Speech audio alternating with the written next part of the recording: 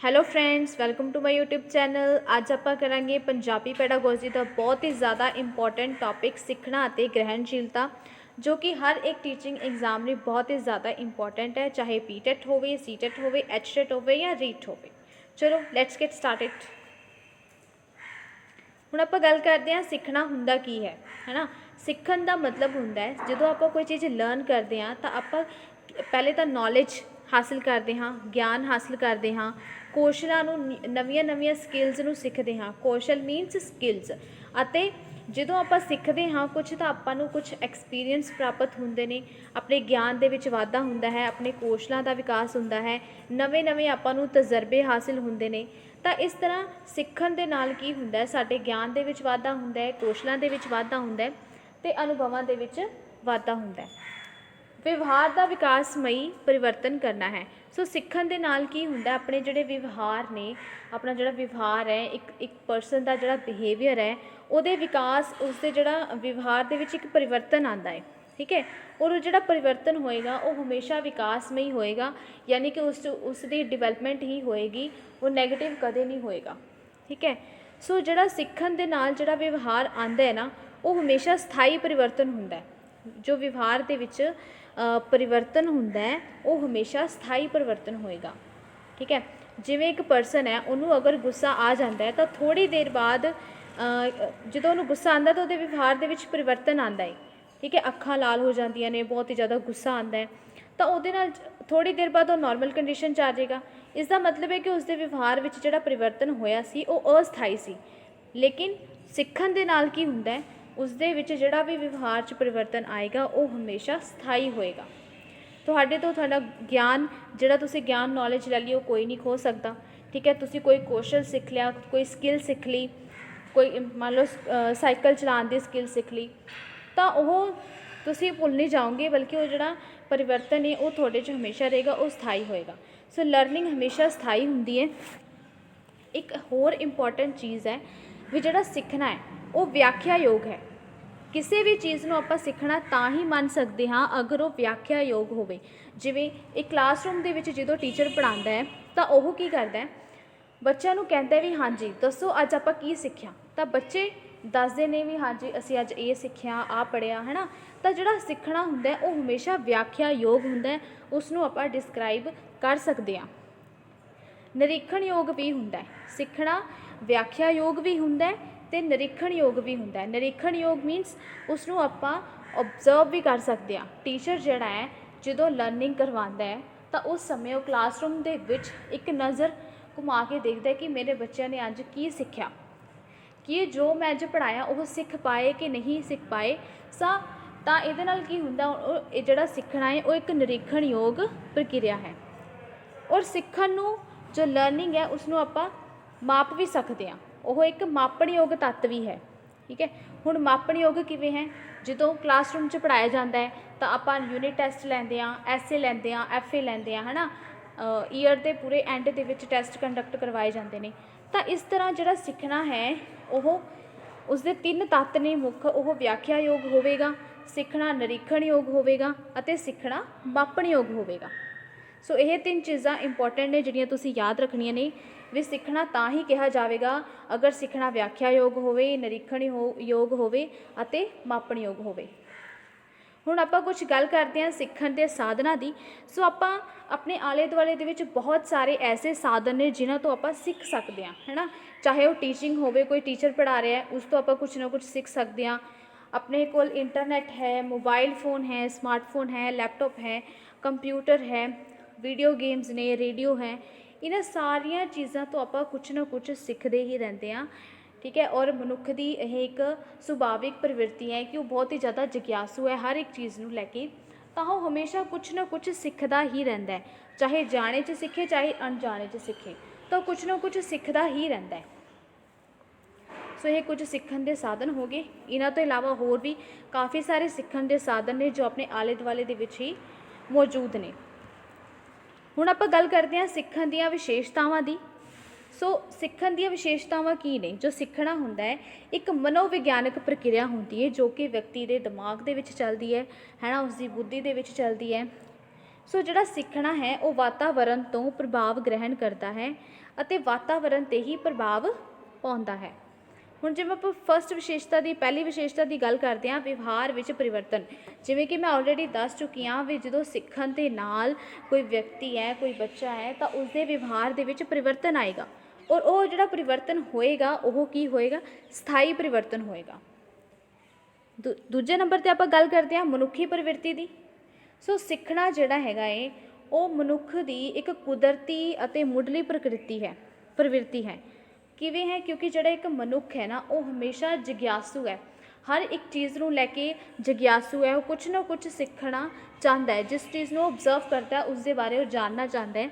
ਇਸੇ ਲਈ ਜਿਹੜਾ ਛੋਟਾ ਬੱਚਾ ਹੁੰਦਾ ਤਾਂ ਉਹ ਵੀ ਬਹੁਤ ਹੀ ਜ਼ਿਆਦਾ ਜਿਗਿਆਸੂ ਹੁੰਦਾ, ਆਪਣੇ ਆਲੇ ਦੁਆਲੇ ਦੀਆਂ ਜਿਹੜੀਆਂ ਚੀਜ਼ਾਂ ਨੇ ਉਹਨੂੰ ਜ਼ਿਆਦਾ ਤੋਂ ਜ਼ਿਆਦਾ ਟੱਚ ਕਰਦਾ, ਉਹਨਾਂ ਨੂੰ ਮੂੰਹ 'ਚ ਪਾ ਕੇ ਦੇਖਦਾ ਹੈ, ਉਹਨਾਂ ਨੂੰ ਫੀਲ ਕਰਦਾ ਹੈ, ਤਾਂ ਉਹ ਕੁਛ ਨਾ ਕੁਛ ਸਿੱਖਦਾ ਹੀ ਰਹਿੰਦਾ। ਇਸ ਕਰਕੇ ਜਿਹੜੀ ਮਨੁੱਖੀ ਪ੍ਰਵਿਰਤੀ ਹੈ ਨਾ ਉਹ ਕੁਦਰਤੀ ਹੈ, ਠੀਕ ਹੈ। ਉਹਨੂੰ ਸਿੱਖਣ ਦੀ ਜਿਹੜੀ ਜਿਗਿਆਸਾ ਹੈ ਉਸਦੇ ਅੰਦਰ, ਮਨੁੱਖ ਦੇ ਅੰਦਰ ਸਿੱਖਣ ਦੀ ਜਿਗਿਆਸਾ ਕੁਦਰਤੀ ਹੈ। ਥਰਡ ਵਿਸ਼ੇਸ਼ਤਾ ਦੀ ਗੱਲ ਕਰਦੇ ਹਾਂ, ਪ੍ਰਕਿਰਿਆ ਅਤੇ ਨਤੀਜੇ। ਸਿੱਖਣ ਪ੍ਰਕਿਰਿਆ ਦੁਆਰਾ ਸਿੱਖਿਆਰਥੀ ਨਵੇਂ ਤੱਥਾਂ, ਵਿਵਹਾਰਾਂ, ਸਿਧਾਂਤਾਂ ਨੂੰ ਪ੍ਰਾਪਤ ਕਰਕੇ ਨਤੀਜੇ ਤੱਕ ਪਹੁੰਚਦਾ ਹੈ। ਜਿਵੇਂ ਸਾਇੰਟਿਸਟ ਵੀ ਕੀ ਹੁੰਦੇ ਨੇ, ਪਹਿਲਾਂ ਇੱਕ ਪ੍ਰੋਸੈਸ ਦੇ ਵਿੱਚੋਂ ਗੁਜ਼ਰਦੇ ਨੇ। ਉਹ ਕੀ ਕਰਦੇ ਨੇ, ਤੱਥਾਂ ਨੂੰ ਇਕੱਠਾ ਕਰਦੇ ਨੇ, ਫੈਕਟਸ ਨੂੰ ਇਕੱਠਾ ਕਰਦੇ ਨੇ, ਕੁਝ ਸਿਧਾਂਤਾਂ ਨੂੰ ਪ੍ਰਾਪਤ ਕਰਦੇ ਨੇ, ਠੀਕ ਹੈ, ਆਪਣੇ ਕਨਸੈਪਟਸ ਲਗਾਉਂਦੇ ਨੇ। ਤਾਂ ਇੱਕ ਪ੍ਰਕਿਰਿਆ ਦੇ ਵਿੱਚ, ਇੱਕ ਪ੍ਰੋਸੈਸ 'ਚੋਂ ਲੰਘ ਕੇ ਇੱਕ ਨਤੀਜੇ ਤੱਕ ਪਹੁੰਚ ਜਾਂਦੇ ਨੇ। ਤਾਂ ਉਵੇਂ ਹੀ ਸਿੱਖਣਾ ਵੀ ਇੱਕ ਪ੍ਰਕਿਰਿਆ ਹੈ। ਸਿੱਖਣਾ ਬੇਸਿਕਲੀ ਇੱਕ ਪ੍ਰਕਿਰਿਆ ਹੈ। ਸਿੱਖਣ ਤੋਂ ਬਾਅਦ ਹੀ ਆਪਾਂ ਕਿਸੇ ਨਤੀਜੇ ਤੱਕ ਪਹੁੰਚ ਜਾਂਦੇ ਹਾਂ, ਆਪਣੇ ਵਿਵਹਾਰ 'ਚ ਪਰਿਵਰਤਨ ਆ ਜਾਂਦਾ ਹੈ। ਨਿਰੰਤਰ ਚੱਲਣ ਵਾਲੀ ਪ੍ਰਕਿਰਿਆ। ਹੁਣ ਨਿਰੰਤਰ ਚੱਲਣ ਵਾਲੀ ਪ੍ਰਕਿਰਿਆ ਕਿਉਂ ਕਿਹਾ ਵੀ ਜਿਹੜਾ ਸਿੱਖਣਾ ਹੈ ਉਹ ਜਦੋਂ ਆਪਾਂ ਪੈਦਾ ਹੁੰਦੇ ਹਾਂ ਉਦੋਂ ਤੋਂ ਹੀ ਆਪਣਾ ਜਿਹੜਾ ਸਿੱਖਣਾ ਹੈ ਸ਼ੁਰੂ ਹੋ ਜਾਂਦਾ ਹੈ, ਅਤੇ ਆਪਣੇ ਜੀਵਨ ਦੇ ਅੰਤਲੇ ਪਲਾਂ ਤੱਕ ਆਪਾਂ ਕੁਛ ਨਾ ਕੁਛ ਸਿੱਖਦੇ ਹੀ ਰਹਿੰਦੇ ਹਾਂ। ਇਸ ਕਰਕੇ ਕਿਹਾ ਜਾਂਦਾ ਹੈ ਵੀ ਜਿਹੜਾ ਸਿੱਖਣਾ ਹੈ ਉਹ ਨਿਰੰਤਰ ਚੱਲਣ ਵਾਲੀ ਪ੍ਰਕਿਰਿਆ ਹੈ। ਅਗਰ ਤੁਸੀਂ ਕਿਸੇ ਵੀ ਬੱਚੇ ਨੂੰ ਇੱਕ ਕਮਰੇ ਦੇ ਵਿੱਚ ਬੰਦ ਕਰ ਦਿੰਦੇ ਹੋ ਤਾਂ ਉਹ ਕੁਛ ਵੀ ਨਹੀਂ ਸਿੱਖ ਪਾਏਗਾ, ਆਪਣੇ ਸਮਾਜ ਨੂੰ ਐਕਸਪਲੋਰ ਨਹੀਂ ਕਰ ਪਾਏਗਾ, ਸਿਰਫ ਲਿਮਿਟਡ ਚੀਜ਼ਾਂ ਤੱਕ ਹੀ ਉਹ ਸੀਮਿਤ ਰਹਿ ਜਾਏਗਾ, ਉਸਦਾ ਸਿੱਖਣਾ ਨਹੀਂ ਹੋਏਗਾ। ਉਹ ਇੱਕ ਜਾਨਵਰ ਦੀ ਤਰ੍ਹਾਂ ਹੀ ਬਣ ਜਾਏਗਾ, ਉਹਨੂੰ ਕੋਈ ਲੈਂਗੁਏਜ ਸੁਣਨ ਨੂੰ ਨਹੀਂ ਮਿਲੇਗੀ, ਉਹ ਕੁਛ ਬੋਲੇਗਾ ਨਹੀਂ, ਤਾਂ ਉਹਦੀਆਂ ਜਿਹੜੀਆਂ ਸਕਿੱਲਸ ਨੇ ਉਹ ਵੀ ਡਿਵੈਲਪ ਨਹੀਂ ਹੋਣਗੀਆਂ, ਉਹਨੂੰ ਕੋਈ ਗਿਆਨ ਨਹੀਂ ਮਿਲੇਗਾ, ਤਾਂ ਆਪਾਂ ਨਹੀਂ ਐਕਸਪੈਕਟ ਕਰ ਸਕਦੇ ਕਿ ਉਹ ਕੁਝ ਸਿੱਖ ਰਿਹਾ ਹੈ ਨਾ। ਇਸ ਕਰਕੇ ਜਿਹੜਾ ਸਿੱਖਣਾ ਹੁੰਦਾ ਹਮੇਸ਼ਾ ਨਿਰੰਤਰ ਚੱਲਦਾ ਹੀ ਰਹਿੰਦਾ ਹੈ। ਹਰ ਇੱਕ ਇਨਸਾਨ ਕੁਛ ਨਾ ਕੁਛ ਸਿੱਖਦਾ ਰਹਿੰਦਾ ਹੈ, ਕਿਉਂਕਿ ਉਹ ਉਸਦੀ ਮੁੱਢਲੀ ਪ੍ਰਵਿਰਤੀ ਹੁੰਦੀ ਹੈ, ਉਹ ਇੱਕ ਕੁਦਰਤੀ ਪ੍ਰਵਿਰਤੀ ਹੈ ਉਸਦੀ ਸਿੱਖਣਾ।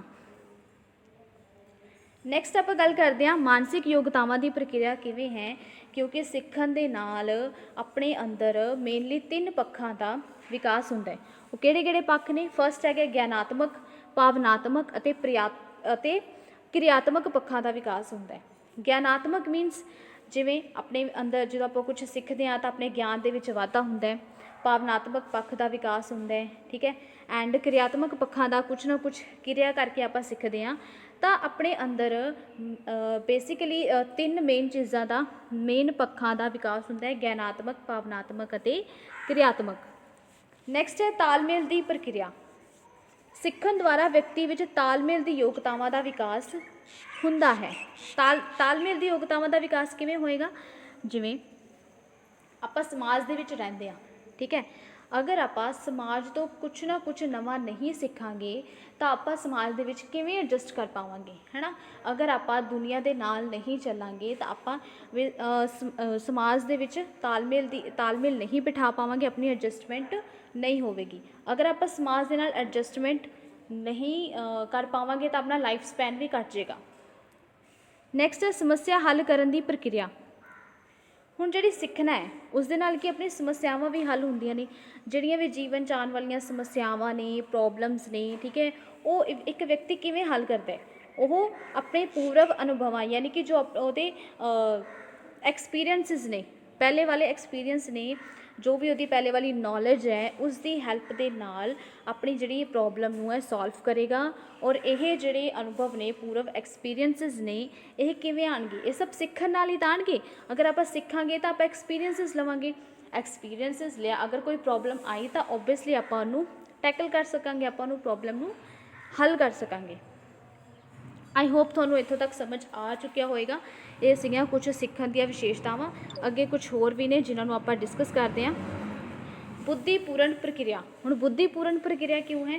ਕਿਉਂਕਿ ਜਿਹੜਾ ਸਿੱਖਣਾ ਹੈ ਉਹ ਮਨੁੱਖ ਦੇ ਦਿਮਾਗ ਦੇ ਵਿੱਚ ਹੁੰਦਾ, ਉਹ ਉਸਦੀ ਬੁੱਧੀ ਨਾਲ ਰਿਲੇਟਡ ਹੈ, ਉਸਦੀ ਮਾਨਸਿਕ ਯੋਗਤਾਵਾਂ ਦਾ ਵੀ ਵਿਕਾਸ ਹੁੰਦਾ ਹੈ, ਉਹਦੇ ਗਿਆਨਾਤਮਕ ਪੱਖ ਦਾ ਵਿਕਾਸ ਹੋਏਗਾ, ਕਿਰਿਆਤਮਕ ਪੱਖ ਦਾ ਵਿਕਾਸ, ਇਹ ਸਾਰੀਆਂ ਚੀਜ਼ਾਂ ਦਾ ਵਿਕਾਸ ਹੁੰਦਾ। ਇਸ ਕਰਕੇ ਜਿਹੜੀ ਸਿੱਖਣਾ ਹੈ ਉਹ ਬੁੱਧੀਪੂਰਨ ਪ੍ਰਕਿਰਿਆ ਹੈ। ਅੱਗੇ ਨੈਕਸਟ ਹੈ ਇੱਕ ਸਮਾਜਿਕ ਪ੍ਰਕਿਰਿਆ। ਸਮਾਜਿਕ ਪ੍ਰਕਿਰਿਆ ਕਿਉਂ ਹੈ?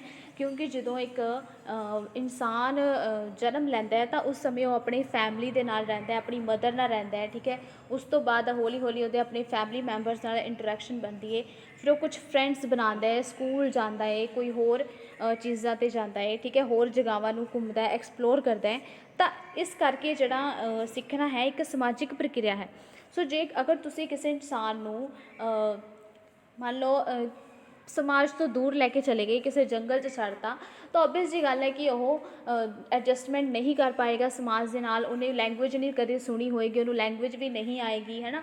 ਤਾਂ ਇੱਕ ਜਾਨਵਰ ਦੀ ਤਰ੍ਹਾਂ ਹੀ ਬਣ ਜਾਏਗਾ, ਇੱਕ ਜਾਨਵਰ ਦੀ ਤਰ੍ਹਾਂ ਹੀ ਬਿਹੇਵ ਕਰੇਗਾ। ਤਾਂ ਇਸ ਕਰਕੇ ਜਿਹੜਾ ਸਿੱਖਣਾ ਹੈ ਉਹ ਹਮੇਸ਼ਾ ਸਮਾਜ ਦੇ ਵਿੱਚ ਹੀ ਵਾਪਰਦਾ ਹੈ। ਸੋ ਇਹ ਇੱਕ ਸਮਾਜਿਕ ਪ੍ਰਕਿਰਿਆ ਹੈ। ਨੈਕਸਟ ਆਪਾਂ ਗੱਲ ਕਰਦੇ ਹਾਂ ਖੋਜ ਪ੍ਰਕਿਰਿਆ। ਸਿੱਖਣਾ ਇੱਕ ਖੋਜ ਪ੍ਰਕਿਰਿਆ ਹੈ ਜਿਸ ਵਿੱਚ ਅਨੁਭਵਾਂ ਦੇ ਆਧਾਰ 'ਤੇ ਖੋਜ ਕਰਕੇ ਲੋੜਾਂ ਦੀ ਸੰਤੁਸ਼ਟੀ ਕੀਤੀ ਜਾਂਦੀ ਹੈ ਨਾ। ਖੋਜ ਪ੍ਰਕਿਰਿਆ ਕਿਉਂ ਹੈ? ਕਿਉਂਕਿ ਇਸ ਦੇ ਵਿੱਚ ਆਪਾਂ ਨਵੇਂ ਨਵੇਂ ਐਕਸਪੀਰੀਅੰਸ ਕਰਾਂਗੇ, ਆਪਣੇ ਅਨੁਭਵ ਲਵਾਂਗੇ। ਅਨੁਭਵਾਂ ਦੇ ਨਾਲ ਕੀ ਹੋਵੇਗਾ, ਨਵੀਆਂ ਨਵੀਆਂ ਚੀਜ਼ਾਂ ਨੂੰ ਆਪਾਂ ਐਕਸਪਲੋਰ ਕਰਾਂਗੇ, ਜ਼ਿਆਦਾ ਤੋਂ ਜ਼ਿਆਦਾ ਚੀਜ਼ਾਂ ਨੂੰ ਕਰਕੇ ਦੇਖਾਂਗੇ, ਹੈ ਨਾ। ਜਿਵੇਂ ਕਹਿੰਦੇ ਆ ਲਰਨਿੰਗ ਬਾਈ ਡੂਇੰਗ ਕਹਿੰਦੇ ਆ ਜੌਨ ਡਿਊਵੀ। ਸੋ ਇਸ ਕਰਕੇ ਜਿਹੜਾ ਸਿੱਖਣਾ ਹੈ ਉਹ ਇੱਕ ਖੋਜ ਪ੍ਰਕਿਰਿਆ ਹੈ। ਹੁਣ ਜਿਹੜਾ ਨੈਕਸਟ ਵਿਸ਼ੇਸ਼ਤਾ ਦੀ ਗੱਲ ਕਰਦੇ ਹਾਂ ਵੀ ਸਿੱਖਣਾ ਨਕਾਰਾਤਮਕ ਅਤੇ ਸਕਾਰਾਤਮਕ ਪ੍ਰਕਿਰਿਆ ਵੀ ਹੋ ਸਕਦੀ ਹੈ। ਹੁਣ ਨਕਾਰਾਤਮਕ ਕਿਵੇਂ ਹੋਏਗੀ? ਅਗਰ ਜੋ ਵੀ ਤੁਸੀਂ ਸਿੱਖਿਆ ਹੈ, ਜੋ ਵੀ ਤੁਸੀਂ ਐਕਸਪੀਰੀਅੰਸਿਸ ਲਏ ਨੇ, ਅਗਰ ਉਹ ਸਮਾਜਿਕ ਉਹਨਾਂ ਐਕਸਪੀਰੀਅੰਸਿਸ ਨੂੰ ਸਮਾਜਿਕ ਮਾਨਤਾ ਮਿਲੀ ਹੋਈ ਨਹੀਂ ਹੈ, ਠੀਕ ਹੈ, ਸਮਾਜਿਕ ਮਾਨਤਾ ਨਹੀਂ ਮਿਲੀ, ਤਾਂ ਉਹ ਜਿਹੜੇ ਤੁਹਾਡੇ ਜਿਹੜੀ ਪ੍ਰਕਿਰਿਆ ਉਹ ਇੱਕ ਨਕਾਰਾਤਮਕ ਪ੍ਰਕਿਰਿਆ ਬਣ ਜਾਏਗੀ। ਸਕਾਰਾਤਮਕ ਉਦੋਂ ਹੋਏਗੀ ਜਦੋਂ ਸਾਡੇ ਜਿਹੜੇ ਸਿੱਖਣ ਅਨੁਭਵ ਨੂੰ ਸਮਾਜਿਕ ਮਾਨਤਾ ਪ੍ਰਾਪਤ ਹੁੰਦੀ ਹੈ, ਠੀਕ ਹੈ। ਜਿਵੇਂ ਕੁਝ ਬੱਚੇ ਨੇ ਆਪਣੇ ਸਮਾਜ, ਮੰਨ ਲਓ ਕੁਝ ਸਮਾਜ ਹੈ ਜਿਸ ਦੇ ਵਿੱਚ ਗਾਲੀ ਦੇਣਾ ਅਲਾਊਡ ਨਹੀਂ ਹੈ, ਗਾਲਾਂ ਕੱਢਣਾ ਅਲਾਊਡ ਨਹੀਂ ਹੈ, ਬਟ ਜਿਹੜਾ ਬੱਚਾ ਹੈ, ਠੀਕ ਹੈ, ਉਹ ਗਾਲਾਂ ਕੱਢਣਾ ਕਿੱਥੋਂ ਸਿੱਖ ਲੈਂਦਾ ਹੈ, ਤਾਂ ਉਸਨੂੰ ਕੀ ਕੀਤਾ ਜਾਵੇਗਾ? ਉਸਨੂੰ ਇਹ ਸਭ ਚੀਜ਼ਾਂ ਕਰਨ ਲਈ ਮਨਾ ਕੀਤਾ ਜਾਵੇਗਾ। ਤਾਂ ਉਹ ਇੱਕ ਜੋ ਵੀ ਉਹਨੇ ਸਿੱਖਿਆ, ਗਾਲਾਂ ਕੱਢਣੀਆਂ ਉਹਨੇ ਸਿੱਖਿਆ, ਤਾਂ ਇੱਕ ਨਕਾਰਾਤਮਕ ਪ੍ਰਕਿਰਿਆ ਦੇ ਵਿੱਚ ਸ਼ਾਮਿਲ ਹੋ ਜਾਏਗਾ, ਕਿਉਂਕਿ ਉਹ ਵੀ ਤਾਂ ਕੁਝ ਸਿੱਖਣਾ ਹੀ ਹੈ, ਉਸਨੇ ਕੁਝ ਸਿੱਖਿਆ, ਤਾਂ ਇੱਕ ਨਕਾਰਾਤਮਕ ਪ੍ਰਕਿਰਿਆ ਦੇ ਵਿੱਚ ਸ਼ਾਮਿਲ ਹੋ ਜਾਏਗਾ। ਤਾਂ ਜ਼ਰੂਰੀ ਹੈ ਜੋ ਵੀ ਤੁਸੀਂ ਕੁਝ ਸਿੱਖਿਆ ਹੈ ਉਹ ਸਕਾਰਾਤਮਕ ਹੋਵੇ, ਯਾਨੀ ਕਿ ਸਮਾਜਿਕ ਮਾਨਤਾ ਦੇ ਅਨੁਸਾਰ ਹੋਵੇ, ਜਿਸ ਨੂੰ ਸਮਾਜ ਪ੍ਰਵਾਨਗੀ ਦੇਵੇਗਾ, ਉਹ ਸਿੱਖਣਾ ਮੰਨਿਆ ਜਾਏਗਾ। ਨੈਕਸਟ ਹੈ ਸਿੱਖਣ ਦਾ ਉਦੇਸ਼ ਕੇਂਦਰਿਤ ਹੈ, ਯਾਨੀ ਕਿ ਜੋ ਸਿੱਖਣਾ ਹੁੰਦਾ ਹੈ ਆਪਾਂ ਹੁਣ ਅੱਜ ਕਿਉਂ ਸਿੱਖ ਰਹੇ ਹਾਂ? ਤਾਂ ਕਿ ਆਪਾਂ ਨੂੰ ਇਨ ਫਿਊਚਰ ਦੇ ਵਿੱਚ ਆਪਾਂ ਨੂੰ ਕੋਈ ਜੋਬ ਮਿਲ ਜਾਏ, ਆਪਾਂ ਕੋਈ ਬਿਜ਼ਨਸ ਕਰ ਸਕੀਏ, ਆਪਾਂ ਲਾਈਫ ਦੇ ਵਿੱਚ ਸਟੈਂਡ ਕਰ ਸਕੀਏ। ਇਸ ਕਰਕੇ ਆਪਾਂ ਹਮੇਸ਼ਾ ਸਿੱਖਦੇ ਰਹਿੰਦੇ ਹਾਂ ਆਪਣੇ ਅੱਗੇ, ਕਿਉਂਕਿ ਕੁਛ ਨਾ ਕੁਛ ਗੋਲ ਹੈ ਲਾਈਫ ਦੇ ਵਿੱਚ, ਸਕਸੈਸ ਹੋਣਾ ਇਹ ਇੱਕ ਗੋਲ ਹੈ ਆਪਣਾ, ਇੱਕ ਉਦੇਸ਼ ਹੈ। ਇਸ ਕਰਕੇ ਆਪਾਂ ਸਿੱਖ ਰਹੇ ਹਾਂ। ਅਗਰ ਉਦੇਸ਼ ਨਹੀਂ ਹੋਵੇਗਾ ਤਾਂ ਉਸ ਜਗ੍ਹਾ 'ਤੇ ਸਿੱਖਣਾ ਨਹੀਂ ਵਾਪਰ ਸਕਦਾ। ਜਦੋਂ ਸਾਡੇ ਅੱਗੇ ਕੋਈ ਉਦੇਸ਼ ਨਹੀਂ ਹੋਵੇਗਾ, ਕੋਈ ਗੋਲ ਨਹੀਂ ਹੋਏਗਾ, ਕੋਈ ਏਮ ਓਬਜੈਕਟਿਵ ਨਹੀਂ ਹੋਏਗਾ, ਆਪਾਂ ਨਹੀਂ ਸਿੱਖਾਂਗੇ। ਜਿਹੜਾ ਸਿੱਖਣਾ ਹੁੰਦਾ ਵਿਅਕਤੀਗਤ ਅਤੇ ਸਮੂਹ ਦੋਵਾਂ ਤਰ੍ਹਾਂ ਦਾ ਹੁੰਦਾ ਹੈ। ਯਾਨੀ ਕਿ ਜੋ ਇੱਕ ਪਰਸਨ ਹੈ, ਜੋ ਇੱਕ ਵਿਅਕਤੀ ਹੈ, ਉਹ ਵਿਅਕਤੀਗਤ ਯਾਨੀ ਕਿ ਇਕੱਲਾ ਬੈਠਾ ਖੁਦ ਵੀ ਕਾफ़ੀ ਚੀਜ਼ਾਂ ਸਿੱਖਦਾ ਰਹਿੰਦਾ ਹੈ, ਠੀਕ ਹੈ, ਜਾਂ ਫਿਰ ਆਪਣੇ ਸਮਾਜ ਤੋਂ ਤਾਂ ਉਹ ਸਿੱਖੇਗਾ ਹੀ, ਆਪਣੇ ਫਰੈਂਡਸ ਤੋਂ ਕੁਛ ਨਾ ਕੁਛ ਸਿੱਖੇਗਾ, ਆਪਣੇ ਫੈਮਿਲੀ ਮੈਂਬਰਸ ਤੋਂ ਸਿੱਖੇਗਾ, ਕੁਛ ਜਿਹੜੀਆਂ ਮਹਾਨ ਸ਼ਖਸੀਅਤਾਂ ਨੇ ਉਹਨਾਂ ਤੋਂ ਕੁਛ ਨਾ ਕੁਛ ਸਿੱਖੇਗਾ। ਤਾਂ ਇਸ ਤਰ੍ਹਾਂ ਇਹ ਜਿਹੜੀਆਂ ਕੁਝ ਸਿੱਖਣ ਦੀਆਂ ਵਿਸ਼ੇਸ਼ਤਾਵਾਂ ਨੇ ਜਿਨ੍ਹਾਂ ਨੂੰ ਆਪਾਂ ਨੇ 1 ਬਾਏ 1 ਡਿਸਕਸ ਕੀਤਾ ਹੈ। ਆਈ ਹੋਪ ਤੁਹਾਨੂੰ ਬਹੁਤ ਹੀ ਚੰਗੇ ਤਰੀਕੇ ਦੇ ਨਾਲ ਸਮਝ ਆ ਗਈਆਂ ਹੋਣਗੀਆਂ। ਅਗਰ ਫਿਰ ਵੀ ਕੋਈ ਦਿੱਕਤ ਆਉਂਦੀ ਹੈ ਕਿਸੇ ਪੁਆਇੰਟ ਨੂੰ ਸਮਝਣ ਦੇ ਵਿੱਚ ਤਾਂ ਤੁਸੀਂ ਮੈਨੂੰ ਕਮੈਂਟ ਬਾਕਸ ਦੇ ਵਿੱਚ ਜ਼ਰੂਰ ਦੱਸਣਾ ਵੀ ਸਾਨੂੰ ਇਹ ਵਾਲਾ ਪੁਆਇੰਟ ਨਹੀਂ ਸਮਝ ਆਇਆ, ਤਾਂ ਮੈਂ ਨੈਕਸਟ ਵੀਡੀਓ ਦੇ ਵਿੱਚ ਜ਼ਰੂਰ ਡਿਸਕਸ ਕਰਾਂਗੀ। ਨੈਕਸਟ ਹੈ ਸਿੱਖਣ ਨੂੰ ਪ੍ਰਭਾਵਿਤ ਕਰਨ ਵਾਲੇ ਕਾਰਕ। ਹੁਣ ਕੁਝ ਸਿੱਖਣ ਨੂੰ ਪ੍ਰਭਾਵਿਤ ਕਰਨ ਵਾਲੇ ਕਾਰਕ ਹੁੰਦੇ ਨੇ, ਜਿਵੇਂ ਪ੍ਰੇਰਨਾ, ਹੈ ਨਾ। ਅਗਰ ਆਪਾਂ ਨੇ ਕੁਛ ਨਾ ਕੁਛ ਸਿੱਖਣਾ ਹੈ ਤਾਂ ਆਪਾਂ ਕੀ ਕਰਨਾ? ਕਿਸੇ ਬੱਚੇ ਨੂੰ ਕੁਝ ਸਿਖਾਉਣਾ ਹੈ, ਵਿਅਕਤੀ ਨੂੰ, ਤਾਂ ਉਸਨੂੰ ਇਨਾਮ ਦਿੱਤਾ ਜਾਏ, ਹੈ ਨਾ। ਅਗਰ ਸਿੱਖਣ ਨੂੰ ਭੁਲਾਉਣਾ ਹੈ ਤਾਂ ਉਸਨੂੰ ਸਜ਼ਾ ਵੀ ਦਿੱਤੀ ਜਾ ਸਕਦੀ ਹੈ ਵੀ ਅਗਰ ਇਹ ਕੰਮ ਅੱਛਾ ਕਰੋਗੇ ਤਾਂ ਤੁਹਾਨੂੰ ਕੋਈ ਨਾ ਕੋਈ ਇਨਾਮ ਮਿਲੇਗਾ। ਜਿਵੇਂ ਛੋਟੇ ਬੱਚਿਆਂ ਨੂੰ ਬਹੁਤ ਹੀ ਜ਼ਿਆਦਾ ਇਨਾਮ ਦਾ ਲਾਲਚ ਹੁੰਦਾ ਹੈ ਉਸਨੂੰ ਆਪਾਂ ਕੁਛ ਨਾ ਕੁਛ ਸਿਖਾ ਸਕਦੇ ਹਾਂ। ਸੋ ਪ੍ਰੇਰਨਾ ਵੀ ਹੈ, ਅਗਰ ਅੰਦਰੋਂ ਮੋਟੀਵੇਟਡ ਹੋਏਗਾ ਤਾਂ ਉਹ ਬਹੁਤ ਹੀ ਜ਼ਿਆਦਾ ਜਲਦੀ ਸਿੱਖ ਜਾਏਗਾ। ਠੀਕ ਹੈ, ਆਪਾਂ ਨੂੰ ਐਕਸਟ੍ਰਿੰਸਿਕ ਮੋਟੀਵੇਸ਼ਨ ਵੀ ਦੇ ਸਕਦੇ ਹਾਂ, ਬਾਹਰੋਂ ਪ੍ਰੇਰਿਤ ਵੀ ਕਰ ਸਕਦੇ ਹਾਂ ਸਿੱਖਣ ਦੇ ਲਈ। ਨੈਕਸਟ ਹੈ ਅਰਥਪੂਰਨ ਉਦੇਸ਼। ਸੋ ਸਿੱਖਣ ਪ੍ਰਕਿਰਿਆ ਦੇ ਉਦੇਸ਼ਾਂ ਦਾ ਪ੍ਰਭਾਵ ਵੀ ਸਿੱਖਣ 'ਤੇ ਪੈਂਦਾ ਹੈ। ਅਗਰ ਆਪਣੇ ਕੋਈ ਨਾ ਕੋਈ ਏਮਸ, ਓਬਜੈਕਟਿਵਸ, ਉਦੇਸ਼ ਹੋਣਗੇ ਤਾਂ ਆਪਾਂ ਬਹੁਤ ਹੀ ਚੰਗੀ ਤਰੀਕੇ ਨਾਲ ਸਿੱਖ ਜਾਵਾਂਗੇ। ਜੋ ਵੀ ਸਿੱਖਿਆ ਹੋਏਗਾ ਉਹ ਮੀਨਿੰਗਫੁਲ ਹੋਏਗਾ। ਅਰਥਪੂਰਨ ਮੀਨਸ ਮੀਨਿੰਗਫੁਲ ਹੋਏਗਾ। ਨੈਕਸਟ ਹੈ ਸਿੱਖਣ ਸਮੱਗਰੀ। ਸਿੱਖਣ ਲਈ ਸਹਾਇਕ ਸਮੱਗਰੀ ਕਿਵੇਂ ਹੈ, ਪਰੰਪਰਾਗਤ ਹੈ ਜਾਂ ਆਧੁਨਿਕ ਹੈ। ਠੀਕ ਹੈ, ਜੋ ਸਿੱਖਣ ਸਮੱਗਰੀ ਯਾਨੀ ਕਿ ਜੋ ਮਟੀਰੀਅਲ ਹੈ ਉਹ ਵੀ ਡਿਪੈਂਡ ਕਰੇਗਾ ਵੀ ਉਹ ਜਿਹੜਾ ਮਟੀਰੀਅਲ ਤੁਸੀਂ ਕਿਸ ਤਰੀਕੇ ਦੇ ਨਾਲ ਯੂਜ਼ ਕਰ ਰਹੇ ਹੋ, ਕਿ ਤੁਸੀਂ ਜਿਹੜਾ ਮਟੀਰੀਅਲ ਯੂਜ਼ ਕਰ ਰਹੇ ਹੋ ਕਿ ਉਹ ਬੱਚੇ ਦੇ ਏਜ, ਐਪਟੀਟਿਊਡ, ਇੰਟੈਲੀਜੈਂਸ ਕਿ ਇਸ ਏਜ ਦੇ ਅਕੋਰਡਿੰਗ ਹੈ ਜਾਂ ਨਹੀਂ ਹੈ। ਠੀਕ ਹੈ, ਸੋ ਸਿੱਖਣ ਸਮੱਗਰੀ ਵੀ ਸਿੱਖਣ ਨੂੰ ਬਹੁਤ ਹੀ ਜ਼ਿਆਦਾ ਪ੍ਰਭਾਵਿਤ ਕਰੇਗੀ। ਤਾਂ ਜ਼ਰੂਰੀ ਹੈ ਵੀ ਜੋ ਕੁਝ ਵੀ ਸਿਖਾਉਣਾ ਹੈ ਉਸ ਦੇ ਅਨੁਸਾਰ ਹੀ ਜਿਹੜੀ ਸਿੱਖਣ ਸਮੱਗਰੀ ਹੈ ਉਸਨੂੰ ਚੂਜ਼ ਕੀਤਾ ਜਾਵੇ। ਨੈਕਸਟ ਹੈ ਪਰਿਵਰਤਨਸ਼ੀਲ ਕਾਰਕ। ਸੋ ਜਿਹੜੇ ਵੀ ਆਪਾਂ ਪੁਰਾਣੇ ਐਕਸਪੀਰੀਐਂਸਿਸ ਕੀਤੇ ਨੇ ਉਸ ਦੇ ਨਾਲ ਸਾਡੇ ਸਿੱਖਣ ਦੇ ਵਿੱਚ ਕੁਛ ਨਾ ਕੁਛ ਜਿਹੜੇ ਪਰਿਵਰਤਨ ਆਉਂਦੇ ਰਹਿੰਦੇ ਆ। ਠੀਕ ਹੈ, ਪਰਿਵਰਤਨਸ਼ੀਲ ਇੱਕ ਕਾਰਕ ਹੈ। ਸੋ ਇਹ ਕੁਛ ਸਿੱਖਣ ਨੂੰ ਪ੍ਰਭਾਵਿਤ ਕਰਨ ਵਾਲੇ ਕਾਰਕ ਨੇ ਜਿਨ੍ਹਾਂ ਨੂੰ ਆਪਾਂ 1 ਬਾਏ 1 ਡਿਸਕਸ ਕੀਤਾ ਹੈ। ਪ੍ਰੇਰਨਾ ਹੈ, ਅਰਥਪੂਰਨ ਉਦੇਸ਼ ਹੈ, ਸਿੱਖਣ ਸਮੱਗਰੀ ਹੈ ਐਂਡ ਪਰਿਵਰਤਨਸ਼ੀਲ ਕਾਰਕ ਹੈ। ਆਈ ਹੋਪ ਤੁਹਾਨੂੰ ਇਹ ਵੀਡੀਓ ਬਹੁਤ ਹੀ ਜ਼ਿਆਦਾ ਪਸੰਦ ਆਈ ਹੋਵੇਗੀ। ਸੋ ਮਿਲਦੇ ਹਾਂ ਨੈਕਸਟ ਵੀਡੀਓ ਦੇ ਵਿੱਚ। Thanks for watching and don't forget to like, share and subscribe. Thank you so much.